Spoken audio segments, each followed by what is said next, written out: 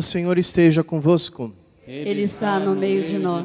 Proclamação do Evangelho de Jesus Cristo segundo Lucas.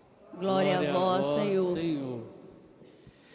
No 15º ano do império de Tibério César, quando Pôncio Pilatos era governador da Judéia, Herodes administrava a Galiléia, seu irmão Filipe as regiões da Itureia e Traconítide, e Lisânias a Abilene. Quando Anás e Caifás eram sumos sacerdotes, foi então que a palavra de Deus foi dirigida a João, o filho de Zacarias, no deserto. E ele percorreu toda a região do Jordão, pregando um batismo de conversão para o perdão dos pecados, como está escrito no livro das palavras do profeta Isaías. Esta é a voz daquele que grita no deserto: preparai o caminho do Senhor, endireitai suas veredas. Todo vale será aterrado, toda montanha e colina serão rebaixadas. As passagens tortuosas ficarão retas, e os caminhos acidentados serão aplainados, e todas as pessoas verão a salvação de Deus. Palavra da salvação.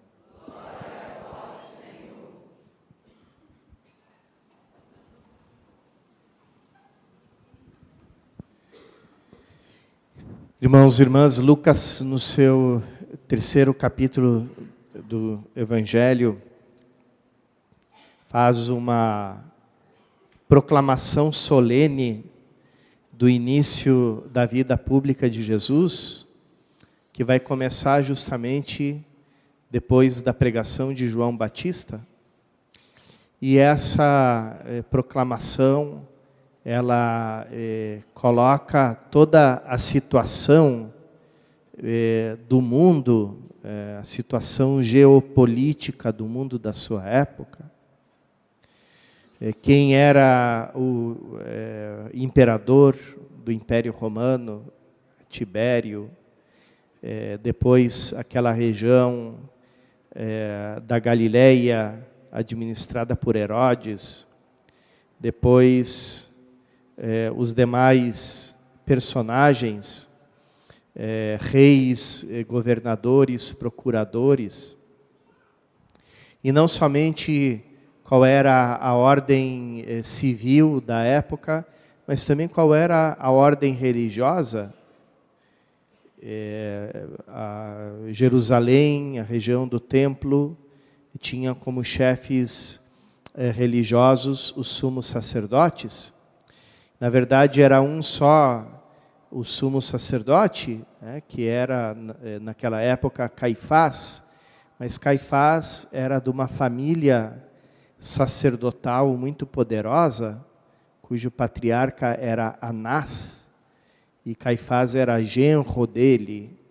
Então, era uma família que controlava o templo, todos os serviços e o poder político que também emanava do templo de Jerusalém, porque eles se tornavam autoridades morais e políticas para o povo de Israel.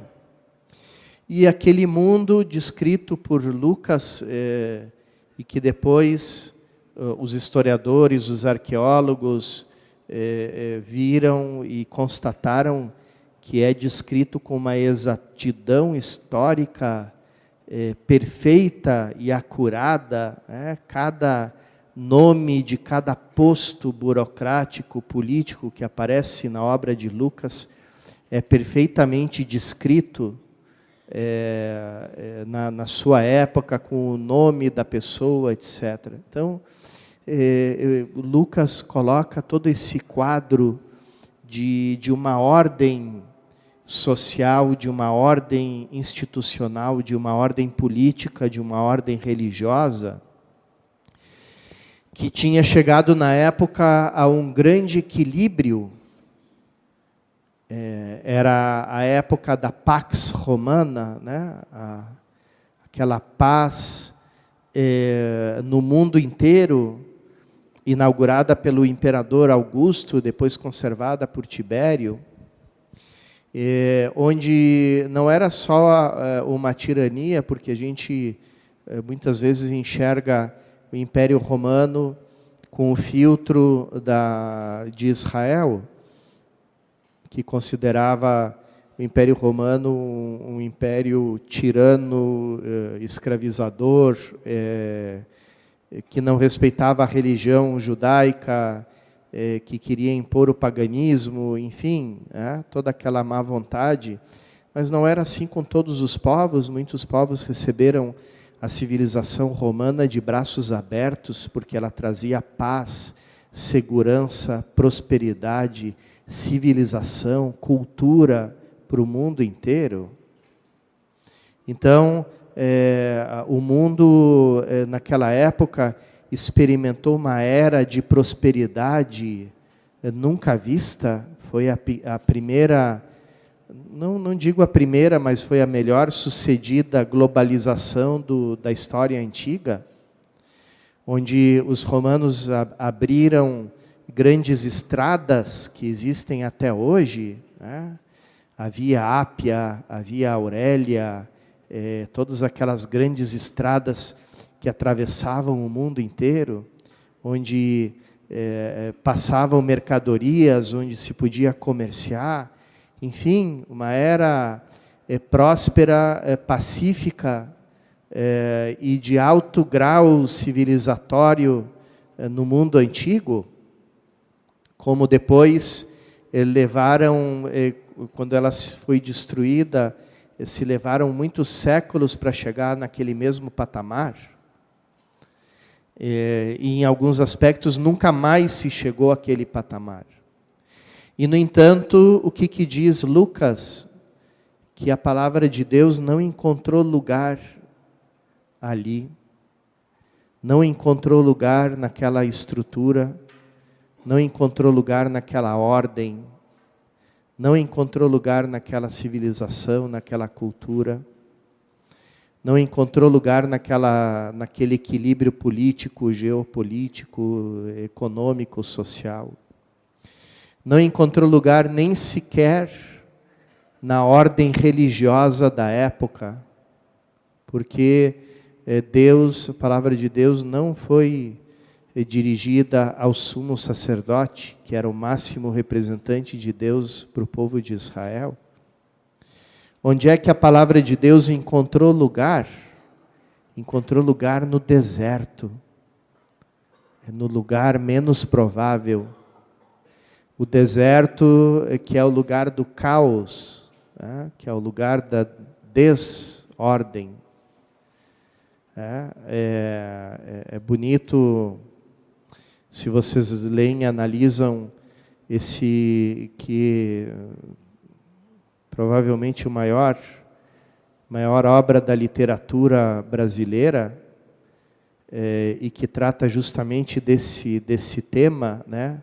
Grande Sertão Veredas, do Guimarães Rosa, uma obra de uma dimensão da literatura universal, e onde ele procura a ordem, quer dizer, a vereda, o caminho, no meio do sertão, que é aquela vastidão indistinta, onde tudo parece que é igual, onde o caminho que você está trilhando parece que você já trilhou, você perde completamente a orientação, porque a paisagem ela é toda igual.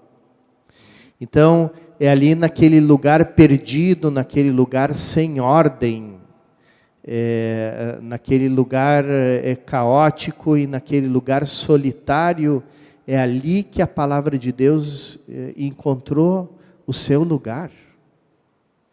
E encontrou num homem chamado João, que era de família sacerdotal, filho de Zacarias. Zacarias era sacerdote do templo, né?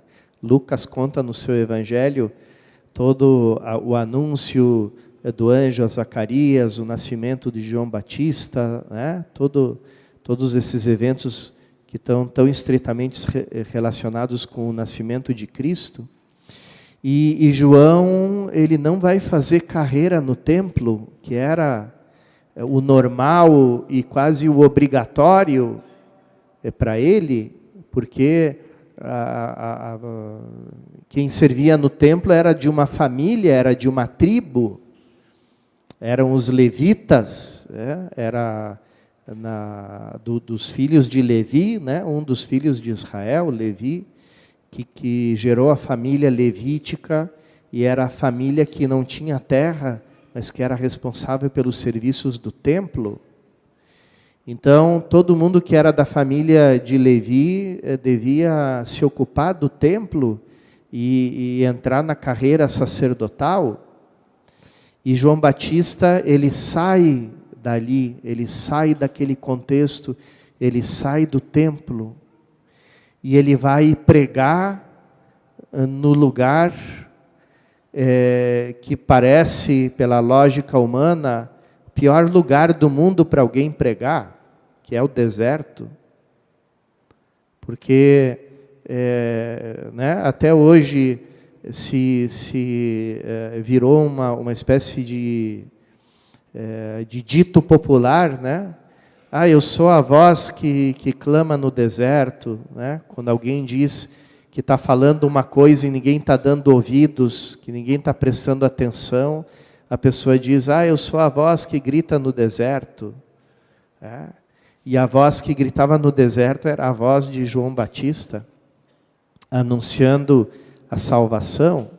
E por que ele vai lá? Porque o deserto é o lugar do vazio. É o lugar onde o ser humano não tem mais onde se esconder. Porque a gente está sempre se escondendo atrás das estruturas da nossa vida e achando que elas vão nos salvar. O grande mito da modernidade é justamente esse, que são as estruturas que salvam o ser humano. Então vamos revolucionar as estruturas para melhorar o mundo, enquanto que as estruturas elas só servem para esconder o ser humano do seu próprio coração, que aparece diante dele como um obstáculo para a palavra de Deus.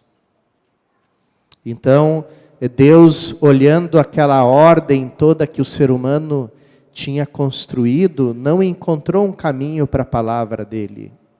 Encontrou montanhas e depressões, e abaixamentos do terreno. E disse, isso aqui não está preparado para mim. Está muito difícil esse caminho.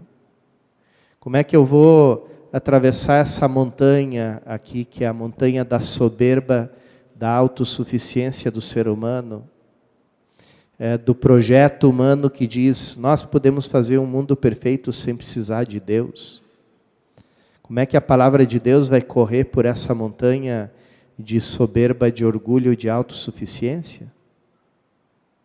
E depois, os abaixamentos, os buracos do terreno, as crateras, que são o abaixamento do ser humano, quase que ou até abaixo do nível do animal, porque o animal, pelo menos pelos seus instintos, ainda respeita a ordem da natureza, mas o ser humano, quando ele se animaliza, ele fica até abaixo do animal, porque ele vira um ser que destrói tudo, que se destrói e destrói o mundo ao redor dele.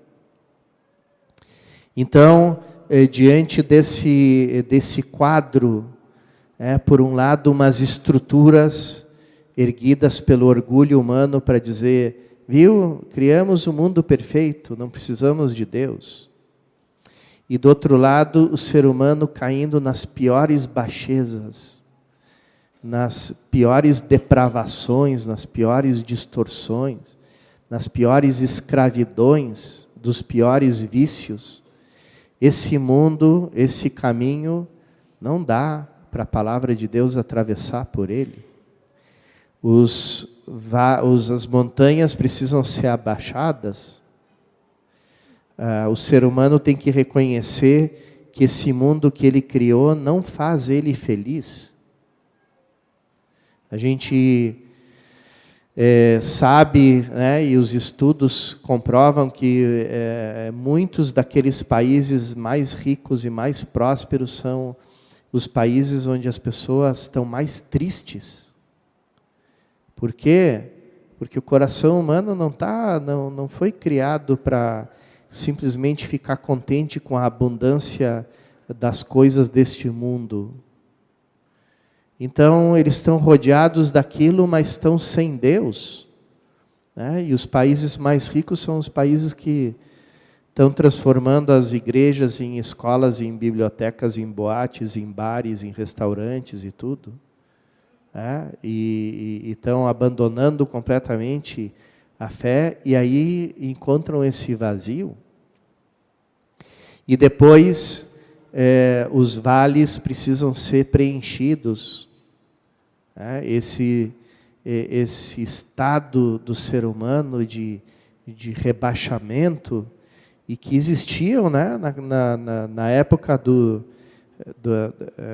Império Romano, no meio de toda aquela ordem aparente, né, no meio de todo aquele progresso, de toda aquela civilização, era uma época onde as pessoas viviam as coisas mais terríveis e mais bárbaras. A diversão das pessoas era irem nos estádios, não para ver pessoas jogando futebol, né, mas para ver gente se matando, ver leões comendo gente viva, né, pessoas se destripando no meio da arena, e essa era a grande diversão das pessoas.